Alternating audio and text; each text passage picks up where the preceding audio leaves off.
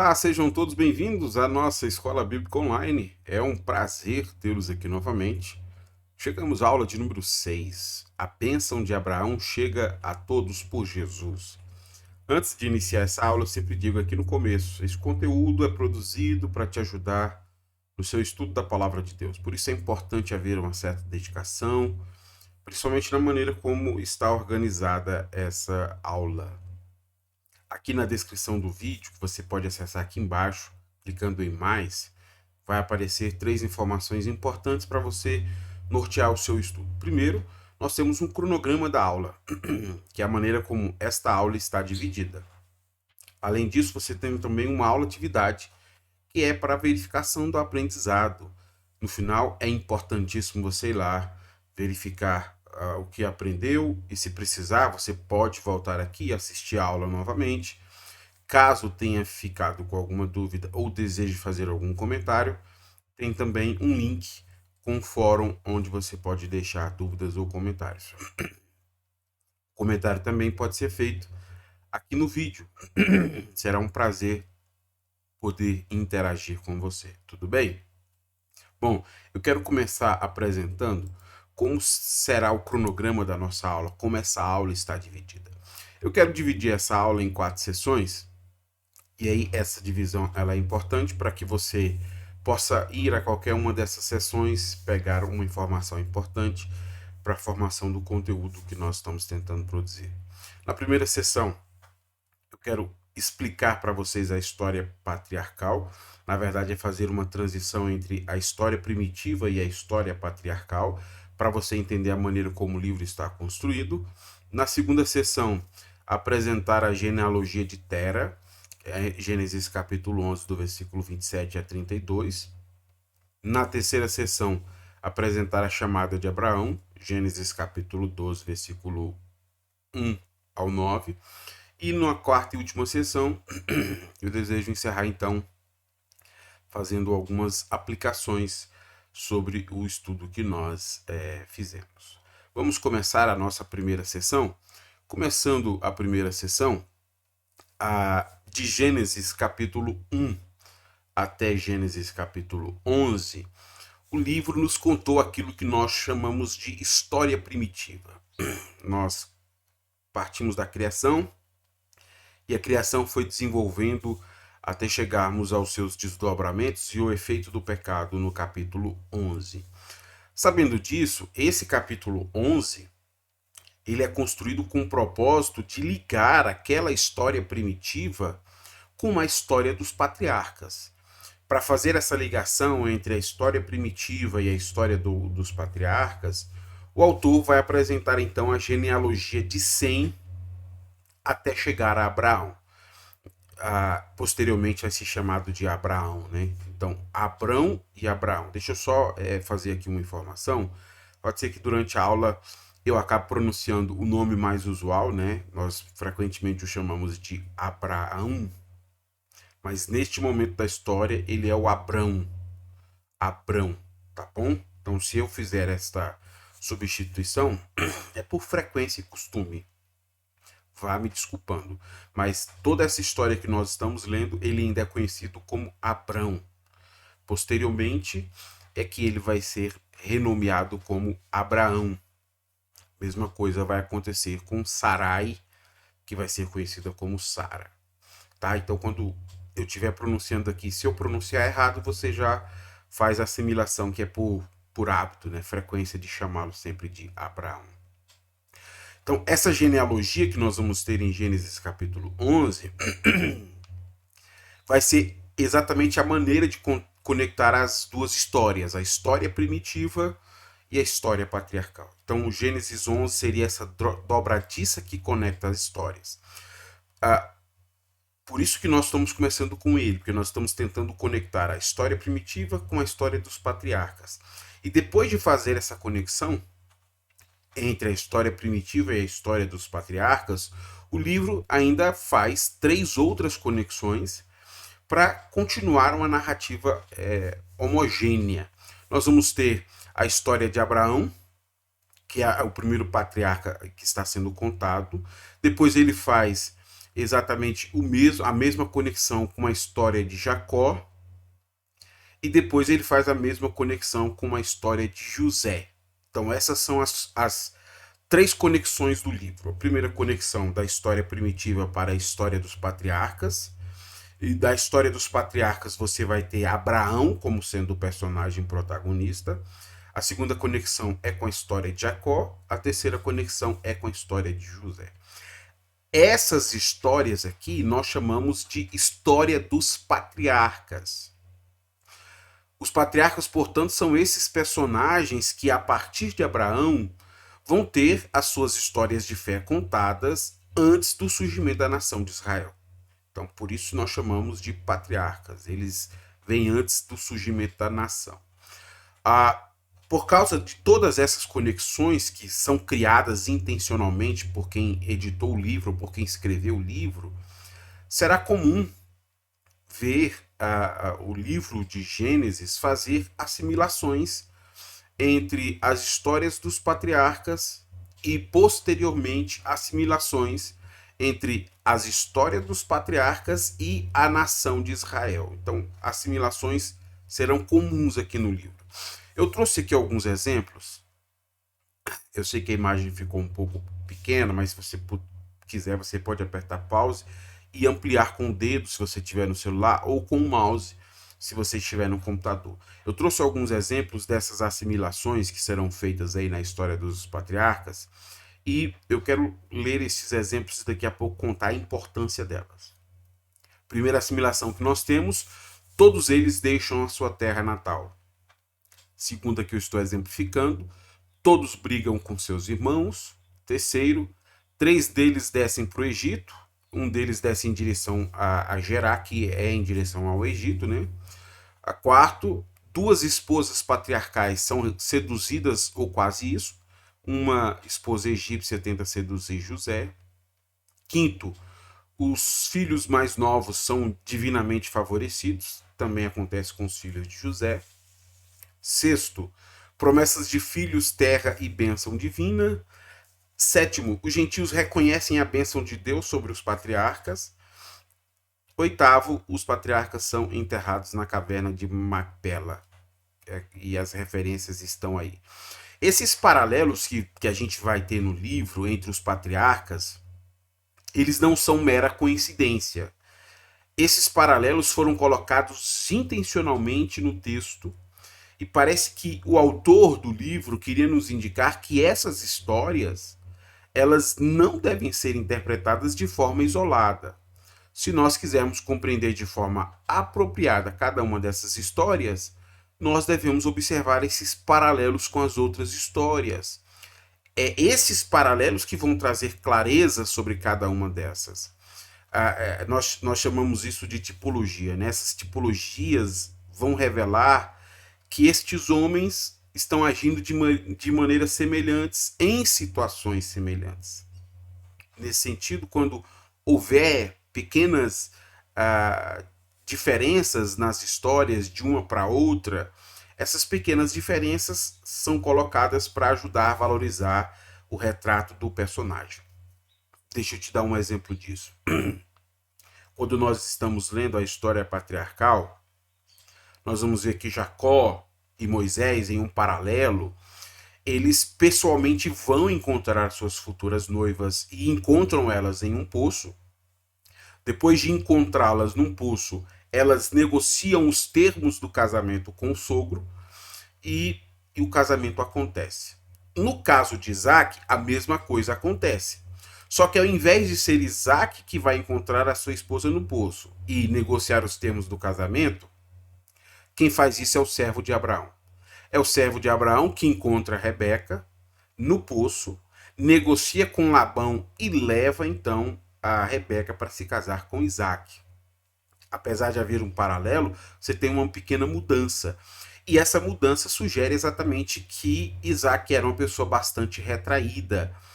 Uma impressão que é confirmada mais tarde, na maneira como, por exemplo, a sua esposa Rebeca e o seu filho Jacó manipulam ele. Então, quando houver pequenas alterações nesses paralelos, é para destacar uma característica da personalidade do autor. Tudo bem? Bom, Tendo explicado isso a vocês, podemos então ir para a nossa segunda sessão. Agora que já sabemos a transição da história patriarcal para a história primitiva, eu desejo na segunda sessão explicar a genealogia de Tera. Eu começo com Gênesis capítulo 11, versículo 27. Este é o relato da família de Tera, pai de Abraão, Naor e Harã. Harã, que foi o pai de Ló, morreu em Ur dos Caldeus, sua terra natal, enquanto seu pai, Tera, ainda vivia. Tanto Abraão como Naor se casaram. A mulher de Abraão se chamava Sarai e a mulher de Naor, Milca. Milca é sua irmã. Milca é sua irmã Isca, eram filhas de Harã, irmão de Naor. Eu acho que vai ficar mais fácil compreender essa genealogia aqui se nós colocarmos em uma árvore genealógica. Então eu coloquei para ficar um pouco mais fácil da gente entender, e aí eu até trouxe uma informação adicional que mais à frente essa informação ela é resgatada como importante. Então nós temos aqui como personagem principal Tera. Ele tem duas esposas, a primeira esposa, a segunda esposa. Com essa primeira esposa, ele vai ter 3 filhos, Abraão, Naor e Harã. Só que nós não estamos colocando eles aqui em relação à primogenitura, tá? É uma sequência a partir de importância da história. Gênesis 20:12 vai dizer pra gente que de um segundo casamento, Tera vai ter uma filha chamada Sarai. Nós não temos o nome das esposas, então eu coloquei primeira esposa, segunda esposa, só para a gente tentar entender que são mulheres diferentes. Então veja aí, da primeira esposa ele tem 3 filhos, Abraão, Naor e Harã. Da segunda esposa ele tem uma filha chamada Sarai. Abraão, portanto, se casa com a sua meia-irmã. Ele se casa com Sarai, que é a sua meia-irmã. Está lá em Gênesis 20:12. Do outro lado ali, nós temos o Harã. Harã tem 3 filhos. A primeira filha, Milca, Isca e Ló. Não é mencionado também o nome da esposa. É dito no texto apenas que ele teve esses 3 filhos e que morreu. A sua filha, Milca, se casa com seu tio, Naor. Agora, observe que questão interessante, porque nós temos um irmão que se casa com uma irmã e um tio que se casa com a sobrinha. Não havia, neste momento, proibições de irmãos casando com irmãos, nem posteriormente de sobrinho com tio.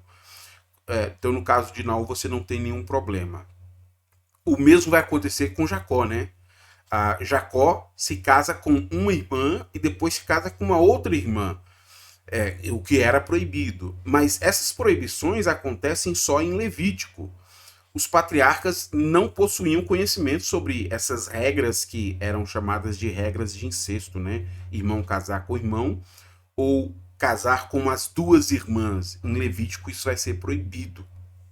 Mas essas são regras que são posteriores a eles. Às vezes nós lemos essas histórias e tomamos ali um choque, né? Porque vemos que Levítico proíbe esse tipo de casamento, mas neste momento da história patriarcal você ainda não tem essa lei, e é isso que acontece. Abraão se casa com a sua meia-irmã, Naor se casa com a sua sobrinha Milca, mas nem posteriormente isso vai ser proibido. Jacó se casa com uma irmã e depois se casa com a outra irmã. Isso que Jacó fez também vai ser proibido. Mas voltando a esses personagens, então só explicando, porque lá em Levítico você vai ver que vai ter a lei proibindo esse tipo de casamento, né? Voltando aos personagens, a maioria desses personagens aí vão desempenhar algum papel na história de Abraão.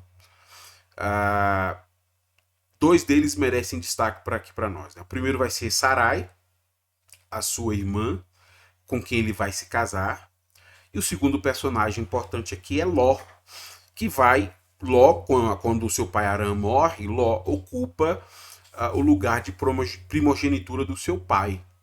E nós vamos ver mais à frente que Abraão acaba assumindo Ló como seu próprio filho, no sentido do cuidado e da assistência, né? Então, a Ló é alguém que vai andar bem próximo de Abraão, e parece-nos que é porque o seu irmão Arã havia morrido e Abraão assume essa responsabilidade. Um outro destaque que é preciso dar a esse texto aqui, né? O versículo de número 28 diz que ele morreu em Ur dos Caldeus. O que é este lugar? Onde fica este lugar, Ur dos Caldeus? Aqui eu preciso trazer uma informação importante sobre essa expressão Ur dos Caldeus. Leia comigo aí e eu faço a explicação.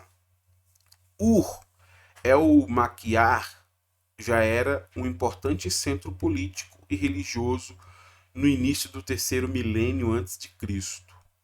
Mas o epíteto dos caldeus é provavelmente anacrônico dos dias de Abraão, uma vez que os caldeus, o assírio Caldu, não penetraram na Babilônia até cerca de 1000 anos antes de Cristo.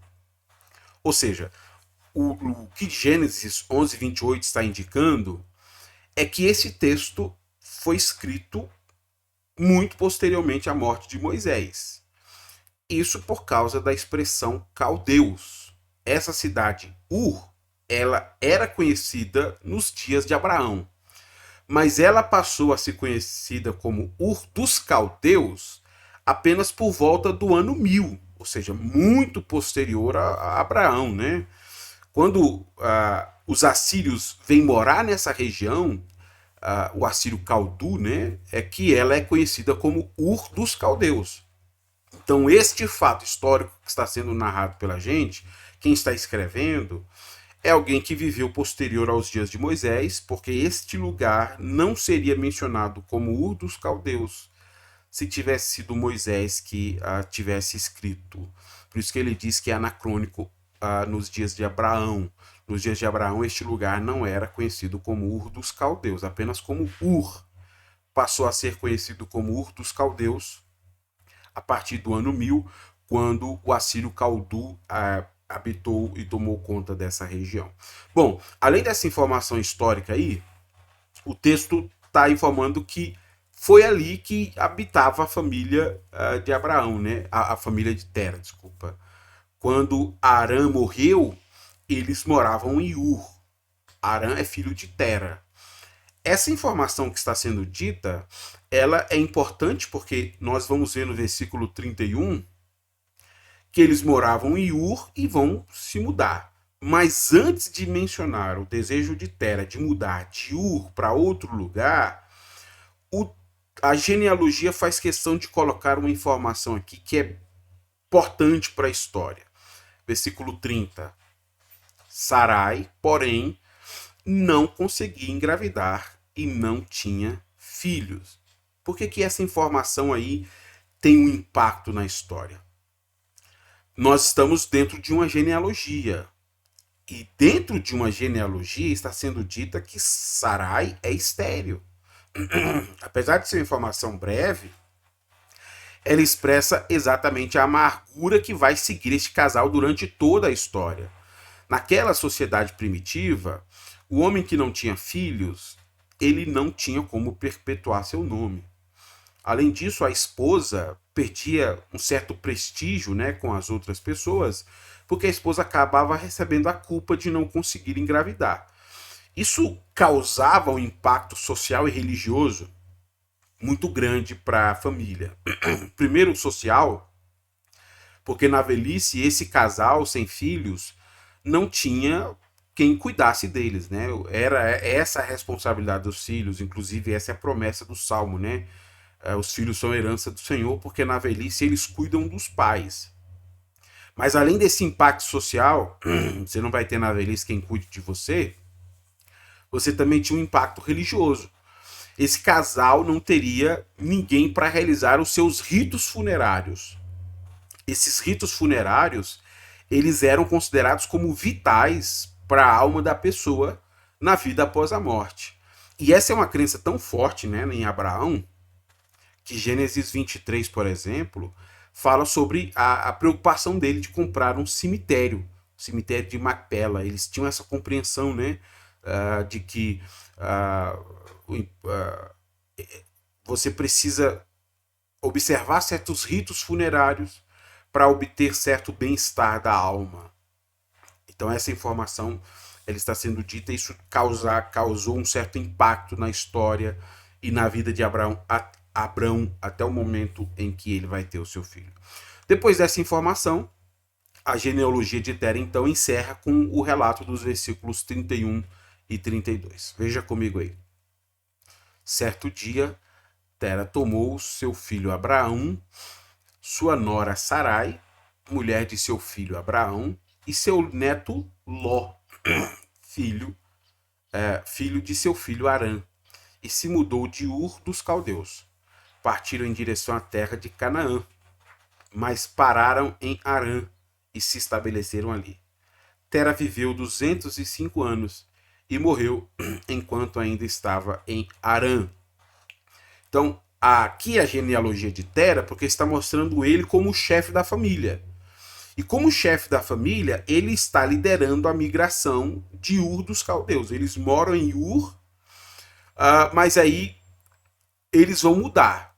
Não apresenta para a gente as razões deles ter saído de lá, mas diz para a gente que ele sai e leva consigo os atores principais da história. Ele leva Abraão, ele leva Ló e ele leva Sarai. Ele leva porque ele é o chefe da família. Então essa é a genealogia de Tera. É aqui que surge Abraão, como sendo alguém que está sob a supervisão do seu pai e que vive com ele. Exatamente por desempenharem um papel pequeno na história, Naor, sua esposa Milca, e também a outra filha, a Isca, tinha esquecido o nome dela, precisei voltar aqui. A outra filha de Arã não são mencionados. A Isca não vai ser mais mencionada, mas lá na frente, Gênesis 22 e no capítulo 24, vão aparecer novamente Naor e Milca. Eles vão se mudar também para o norte da Mesopotâmia. Mas o foco aqui agora passa a ser Abraão. Tera sai em direção à terra de Canaã, para em Arã, também conhecido como Carras, e é ali que ele vai morar, e é ali também onde ele vai morrer com 205 anos. Essa informação é importante porque daqui a pouco ele vai usar uma simetria de números e colocar essas informações para todos nós. Partindo para a terceira sessão, depois de terminar então a genealogia e fazer esta ligação entre a história primitiva e a história patriarcal, nós temos agora Tera, que mora em Arã com os seus filhos, noras. Agora nós vamos então para o chamado de Abraão. Capítulo 12, chegamos ao capítulo 12 de Gênesis. O chamado de Abraão vai ser relatado no versículo 1, 2 e 3, e depois, do versículo 4 a 9, fala sobre a maneira como Abraão se tornou obediente ao Senhor. Vamos começar então com o chamado, versículo de número 1. O Senhor tinha dito a Abraão: deixe sua terra natal, seus parentes e a família de seu pai, e vá à terra que eu lhe mostrarei. Então o texto começa com Yahvé dando uma ordem para Abraão, né? Deixe seus pais. E aqui nós precisamos entender que ele não está mais em Ur, ele está em Arã. Ele deve sair da casa de seu pai, de dentro do seu clã. E essa imagem do clã, ela é importante para a gente compreender essa passagem. Porque como chefe da família, Tera comandou a migração para Arã. Nós vimos isso na sessão anterior, capítulo 11. O chefe da família é Tera. Abraão está anexado a um clã que o seu pai é o responsável. A ordem do Senhor é: deixe os seus pais, deixe o seu clã, deixe a cidade de Arã. O ponto difícil para Abraão nem é Arã, porque eles acabaram de se estabelecer ali. O ponto difícil é deixar o seu clã.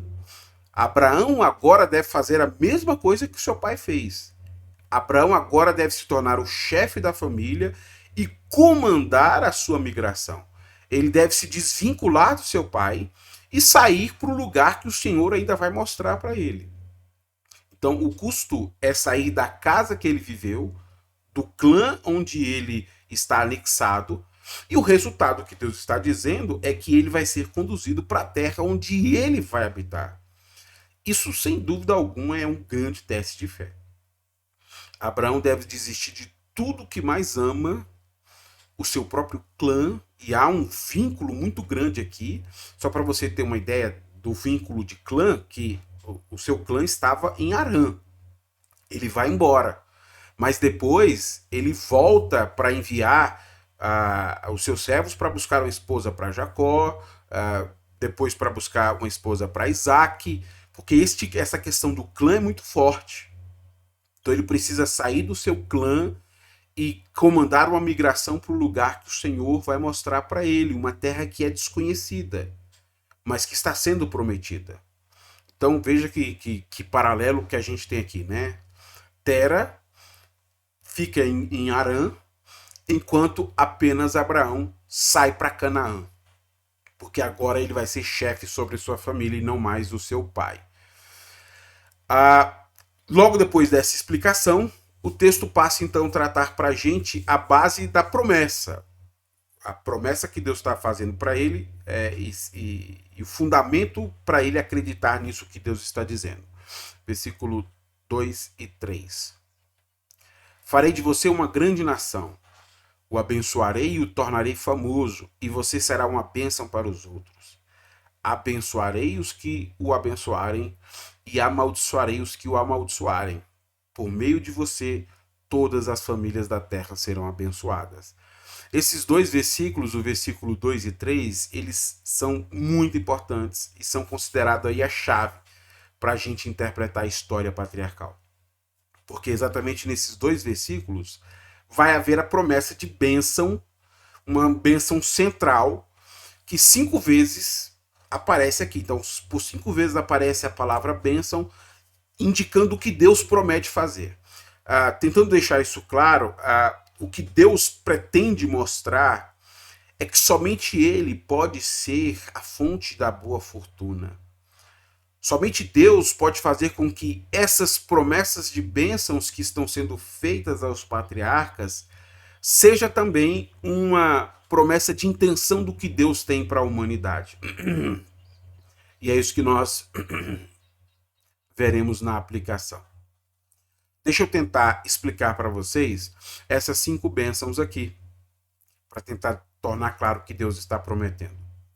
Na primeira bênção, Deus diz a Abraão que o tornará uma grande nação. Quando nós pensamos numa nação, nós estamos pensando numa grande unidade política que tem uma terra, uma língua e tem um governo comum. Isso é uma grande nação. Se Deus tivesse dito, lhe farei um grande povo, Abraão estaria chamando a atenção, Deus estaria chamando a atenção de Abraão aqui para as questões de consanguinidade, né? Indicando uma promessa aos seus descendentes. Mas aqui, a promessa de Deus é para uma grande nação. Isso inclui pessoas que não possuem relação consanguínea com Abraão. Então, essa grande população se reunirá com ele, formando um grande território com um governo comum. Nesse território vai acontecer a segunda bênção que Deus diz, farei teu nome grande. Essa promessa de um grande nome, ela era costumeiramente feita para reis e governantes naquele ambiente onde Abraão está vivendo, né? Então, nesse sentido, essa segunda promessa, ela é uma continuidade da anterior, uma extensão do que Deus acabou de dizer. Vocês vão estar numa terra com muitas pessoas e o nome de Abraão ser conhecido significa que este será um reino próspero. É isso o sentido de farei o seu nome conhecido. Este será um reino próspero. Por isso que o Senhor diz, você será uma bênção. E essa é a terceira expressão de bênção dita aqui, né? Que poderia ser traduzido, você será a personificação da bênção. Em outras palavras, talvez o sentido teológico que está sendo dito para nós é, quando as pessoas virem o que Deus fez com Abraão, elas vão dizer que Deus me faça tão abençoado quanto Abraão. Então, ao ver o que Deus fez com Abraão, por obedecer a Deus, as outras nações ou as outras pessoas dirão que Deus me faça tão abençoado quanto Abraão, porque ele é a personificação da bênção. Como Abraão foi abençoado, aqueles que abençoarem Abraão também serão abençoados. E aqui eu queria ler novamente o versículo 3 para mostrar esta ênfase para você. Abençoarei os que o abençoarem e amaldiçoarei os que o amaldiçoarem. Olha, essa é a quarta bênção e ela está destacando para a gente um relacionamento de proximidade entre o Senhor e Abraão. Para dar essa ênfase, Deus se coloca aqui na primeira pessoa, né? Eu abençoarei, eu amaldiçoarei. Então esse aspecto está tentando mostrar a preocupação de Deus com o bem-estar de Abraão. O próprio Senhor vai intervir a favor de Abraão. Aqueles que desprezarem Abraão serão amaldiçoados por Deus. E aí o Senhor complementa dizendo, por meio de você, todas as famílias da terra serão abençoadas. Nessa quinta bênção aqui, nós, ao lermos a continuidade da história no livro de Gênesis, veremos esse princípio em ação. Grupos que estão bem dispostos a Abraão, grupos que estão bem dispostos aos descendentes de Abraão vão prosperar. Enquanto que grupos que se opõem a ele vão receber a maldição do próprio Deus. Então, na continuidade da história, nós vamos ver que isso tem a ver com a relação das outras nações com Abraão e com seus descendentes. Depois de dar essa ordem a Abraão e colocar então as bases da promessa, versículo 2 e 3, o texto passa a destacar a resposta que Abraão dá ao Senhor. Versículo 4. Então Abraão partiu, como o Senhor havia instruído, e Ló foi com ele. Abraão tinha 75 anos quando saiu de Harã. Versículo 4 tem como propósito mostrar como Abraão seguiu a orientação do Senhor. Ele sai de Harã com 75 anos. Quando ele sai, o seu pai tem 130 anos de idade, né? O seu pai morreu com 205 anos. E aqui que eu falei para vocês que tem uma simetria interessante na história. Abraão sai com 75 anos, faltam 75 anos para o seu pai morrer. Abraão passa 25 anos sem pai, sem ser pai e sem a presença do seu pai. E Abraão passa mais 75 anos com o seu filho. Então o autor coloca de forma proposital aqui uma certa simetria para mostrar a precisão desses números. Deixa eu tentar repetir para, se você não entendeu, ficar mais claro. Ele sai com 75 anos. Faltam 75 anos para o seu pai morrer. O pai de Abraão morreu com 205 anos. Abraão fica 25 anos sem a presença do seu pai e sem a presença do seu filho. E vive mais 75 anos com o seu filho e não vive mais com seu pai. Então, essa simetria é feita com o propósito de mostrar como as coisas estão bem organizadas na vida de Abraão, mesmo que ele esteja obedecendo uma ordem do Senhor que parece ser não compreendida por ele. Depois o texto de Hebreus vai esclarecer isso para a gente. Mas além dessa simetria que está aqui, o texto faz questão de indicar que Abraão assumiu a paternidade pelo seu sobrinho, né? Ele assume como filho o filho primogênito do seu irmão falecido. Ele se sente responsável por ele e leva então seu sobrinho Ló. Essa é a questão do clã que eu falei para vocês. Quando seu pai sai de Ur para Harã, ele leva Abraão, porque o seu pai é responsável por ele. Agora que Abraão sai da tutela do seu pai e Abraão é responsável por si mesmo, ele se coloca como responsável sobre sua esposa e sobre o seu sobrinho. Ele se sente como um responsável por ele. Veja como isso é repetido no versículo 5. Tomou sua mulher, Sarai, seu sobrinho Ló e todos os seus bens, os rebanhos e os servos que havia agregado à sua casa em Harã, e seguiu para a terra de Canaã. Quando chegaram a Canaã, Abraão atravessou a terra até Siquém, onde acampou junto ao carvalho de Moré. Naquele tempo, os cananeus habitavam a região. Então o texto começa fazendo um paralelo entre Abraão e o seu pai Tera, né? Quando nós vimos Gênesis 11:31, agora há pouco, a gente viu que Tera partiu de Ur em direção a Canaã, mas ele acaba se estabelecendo e morrendo em Harã. Abraão sai de Ur e ele realmente chega em Canaã. Ambos levaram parentes com eles. Tera levou Abraão e Abraão levou Ló. Mas somente Abraão levou propriedades. O texto faz questão de indicar isso, né? Ele leva bens e rebanhos. E também leva servos que trabalhavam para ele. Isso é um destaque de Abraão. Abraão sai de Harã e atravessa a terra de Canaã até chegar junto ao carvalho de Moré, que é o lugar que o Senhor havia indicado para ele. Sai da sua terra, do meio da sua parentela. Ele está habitando em Harã. Sai de Harã e vai até o carvalho de Moré.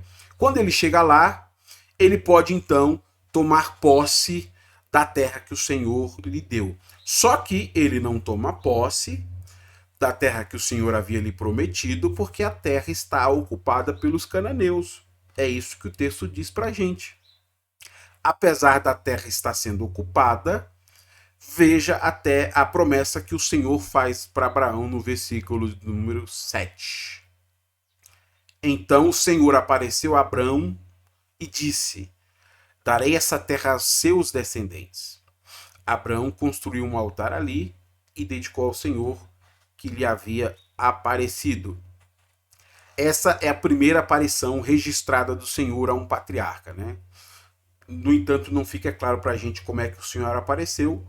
O que fica claro é a promessa. O Senhor diz: a tua descendência darei essa terra. Essa terra que agora está ocupada será dos seus descendentes. Agora que Abraão cumpriu o seu objetivo, né? Sai da sua terra, no meio da sua parentela, sai do seu clã e vai ao lugar que eu lhe mostrarei. Agora que ele cumpre esse objetivo, ele sai de casa e vem até aqui, e agora ele é responsável pelo seu clã, ele decide então construir um altar e presumivelmente sobre esse altar ele oferece sacrifício ao Senhor, assim como fez Noé. Agora, observe que comentário interessante sobre este ato que Abraão fez. Abraão construiu um altar para mostrar que acreditava na promessa da terra.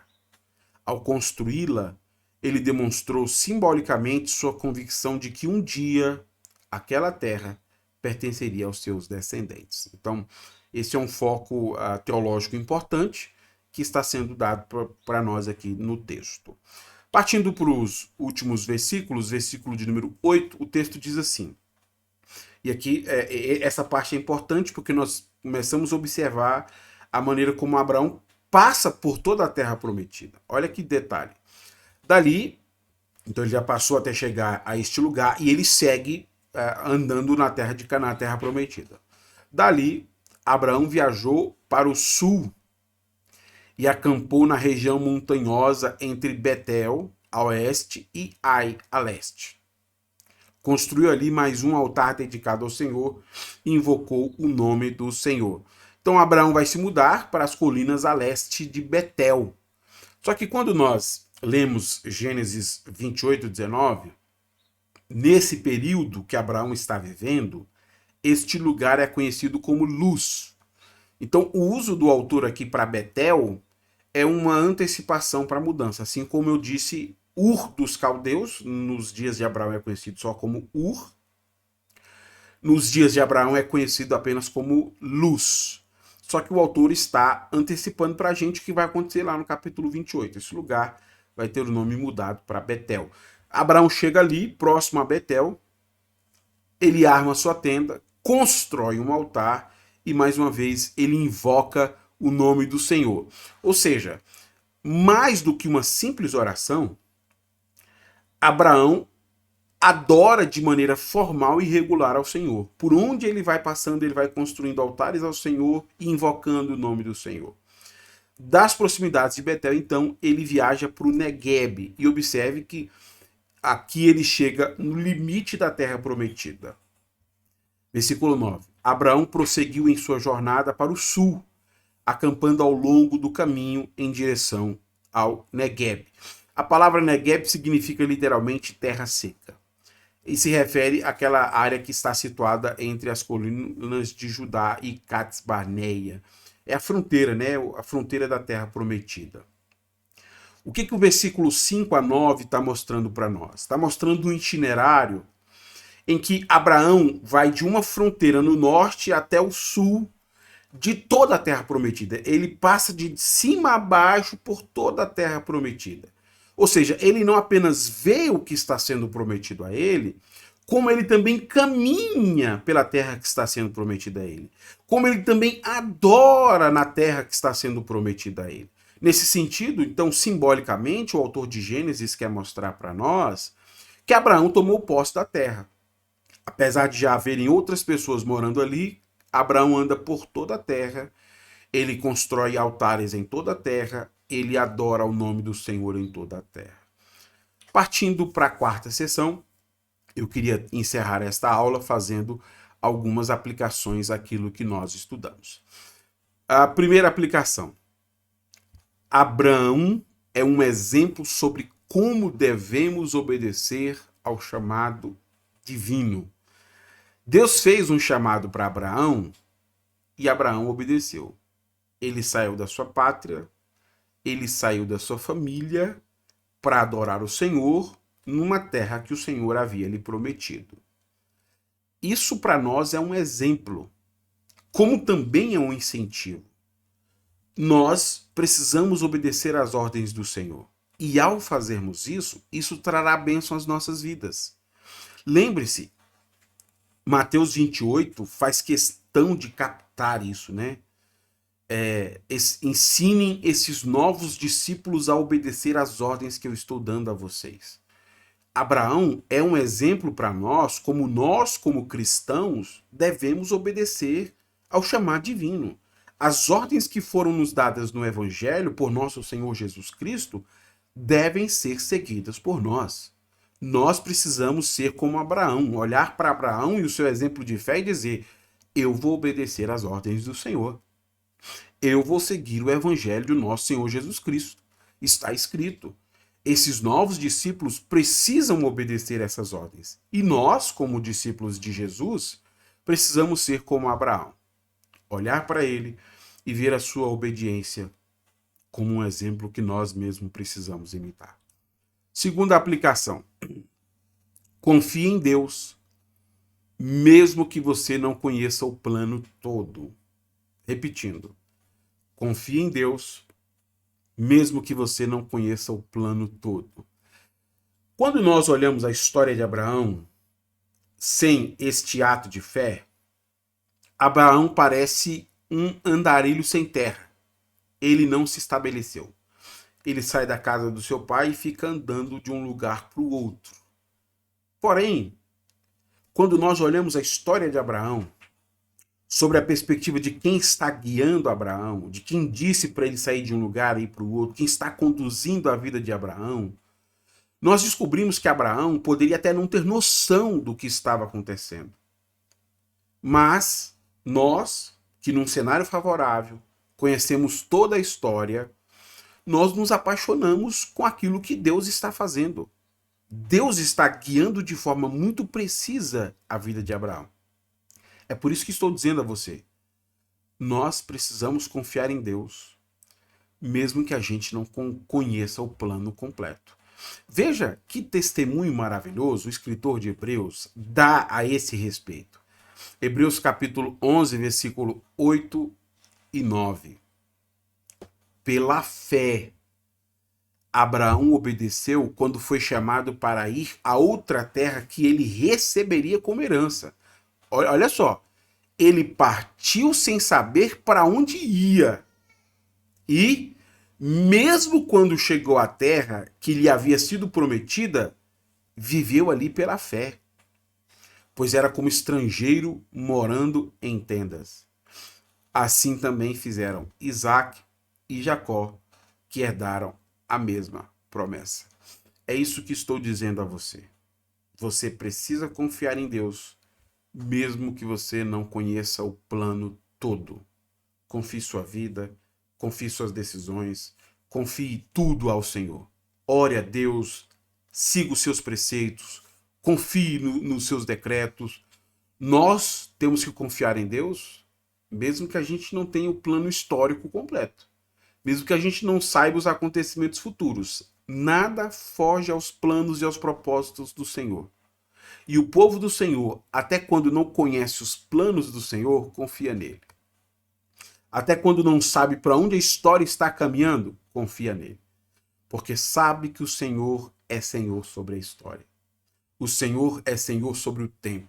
O Senhor é Senhor sobre as circunstâncias. Confie em Deus, mesmo que você não conheça o plano todo. Terceira aplicação. Os verdadeiros filhos de Abraão são aqueles que creem no plano de Deus. Jesus é o plano de Deus. Eu disse a você que nós confiamos em Deus mesmo que a gente não conheça o plano. E agora estou afirmando que o plano é Jesus. Jesus é o plano perfeito de Deus. E o que Deus quer que você confie é neste plano perfeito. No propósito perfeito que está estabelecido em Cristo. Veja como o autor de Gálatas chama a nossa atenção a isso. Da mesma forma, Abraão creu em Deus e assim foi considerado justo. Logo, os verdadeiros filhos de Abraão são aqueles que creem. As Escrituras previram esse tempo em que Deus declararia os gentios justos por meio da fé. Não é? Todas as nações da terra serão abençoadas? Ele anunciou essas boas novas a Abraão há muito tempo, quando disse: todas as nações da terra serão abençoadas por seu intermédio. Jesus é o plano de Deus. E você precisa crer no plano de Deus. Você precisa acreditar em Jesus. Você precisa confiar em Jesus. Você precisa render a sua vida a Jesus. Se você deseja viver a vida perfeita que só Deus tem para lhe dar, siga o plano. Acredite no plano. Confie no plano. E o plano é Jesus. Se o plano é Jesus, eu faço aqui a minha quarta aplicação. É isso que Deus espera do seu povo: fé obediente e atos de adoração. Você acredita no plano? Você acredita que Jesus é o plano perfeito de Deus? Então você precisa agir com fé obediente. E você precisa agir com atos de adoração a Deus, que foram as duas coisas características da história de Abraão que vimos até aqui. Ele tem uma fé obediente e Abraão pratica atos de adoração. Olha como Tiago faz esta associação, e se eu tivesse tempo eu leria todo o texto. Eu indico que depois você leia Tiago capítulo 2, do versículo 14 ao 23, para você perceber como há esta clara associação entre a fé obediente de Abraão e os atos de adoração de Abraão com aquilo que se espera do povo de Deus. Tiago diz assim: de que adianta, meus irmãos, dizerem que têm fé, se não a demonstram por meio de suas ações? Acaso esse tipo de fé pode salvar alguém? E aí, ele dando um salto aqui no versículo 23, ele complementa: e aconteceu exatamente como as Escrituras dizem. Abraão creu em Deus e assim foi considerado justo. Ele até foi chamado amigo de Deus. Você acredita no plano de Deus? Então você precisa praticar uma fé obediente. Seguir o plano. Siga as ordens de Jesus. Tenha fé no Evangelho do nosso Senhor Jesus Cristo. Confie em Cristo, seu Salvador. Além disso, pratique atos de adoração. Faça como Abraão. Levante altares para dizer sobre a sua confiança no Senhor, e esses altares são construídos em nossas atitudes que adoram a Cristo, no trabalho, na família, em nossas comunidades religiosas locais. Você precisa demonstrar atos de adoração, reconhecer a obra de Cristo e o plano perfeito de Deus. Se você diz que apenas crê em Deus, Tiago diz que até os demônios creem, mas a crença dos demônios não é suficiente para salvá-los, e também apenas crer em Deus não será suficiente para nós. É preciso que sejamos como Abraão, pratiquemos uma fé obediente e demonstremos atos de adoração. Quinta aplicação: Deus é o único fiador das promessas que ele fez. Você sabe que um fiador, ele se torna responsável pela dívida caso a pessoa não realize o pagamento. No caso das promessas de Deus, é o próprio Deus que se coloca como fiador daquilo que ele prometeu. Nesse sentido, há apenas duas atitudes aqui para o que Deus está prometendo. Os que conhecem Deus confiam nele. Os que não conhecem Deus ficam se perguntando: e se der errado? Quem vai pagar o prejuízo? Quem vai pagar o prejuízo se obedecer a Jesus? Você precisa conhecer a Deus a ponto de confiar que a sua palavra basta. Deus é o fiador daquilo que ele prometeu. E se o plano é Jesus, siga Jesus. Deus é fiador daquilo que ele está prometendo.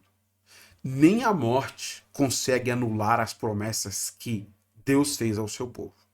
E por isso que o povo de Deus vive de forma tão confiante. Porque o Deus que prometeu cumprirá suas promessas, mesmo que a morte tenha nos alcançado. Um dia ressuscitaremos com Cristo e veremos que o Deus que prometeu cumprirá tudo aquilo que ele prometeu. Porque ele é fiador das suas próprias promessas. E nós temos que confiar completamente nisso. Sexta e última aplicação. O sucesso concedido pelo Senhor deve fazer com que as pessoas digam que o Senhor me abençoe como abençoou você. É isso que significa Abraão ser a personificação da bênção. Deus dará um nome a Abraão indicando que aquele reino é próspero. Mas o sentido teológico do que Deus está fazendo é as pessoas olharem tudo que Deus fez na vida de Abraão e dizer que o Senhor me abençoe como abençoou Abraão. Nós, como cristãos, devemos estar atentos a isso. E Paulo chama a atenção, por exemplo, de Timóteo. Timóteo, se você seguir essas orientações, você salvará tanto a si como aqueles que te ouvem. E o cristão tem que ter este objetivo de vida. Eu desejo demonstrar as boas obras de Deus em minha vida para que as pessoas, olhando o que Deus tem feito em minha vida, digam que o Senhor me abençoe como tem abençoado o Israel. Que o Senhor me abençoe como tem abençoado a Maria. Que o Senhor me abençoe como tem abençoado a Antônia. Que o Senhor me abençoe como tem abençoado o Ricardo. Que o Senhor me abençoe como tem abençoado esta pessoa. Isso é o sucesso que Deus promete para o seu povo. Nós sermos referência das boas obras de Deus, da sua bênção, para que outras pessoas vejam quem é o Deus que nós servimos. Eu espero que todo este conteúdo tenha lhe ajudado. Se Deus nos permitir, semana que vem nos encontramos aqui para a nossa próxima aula. Até lá, então.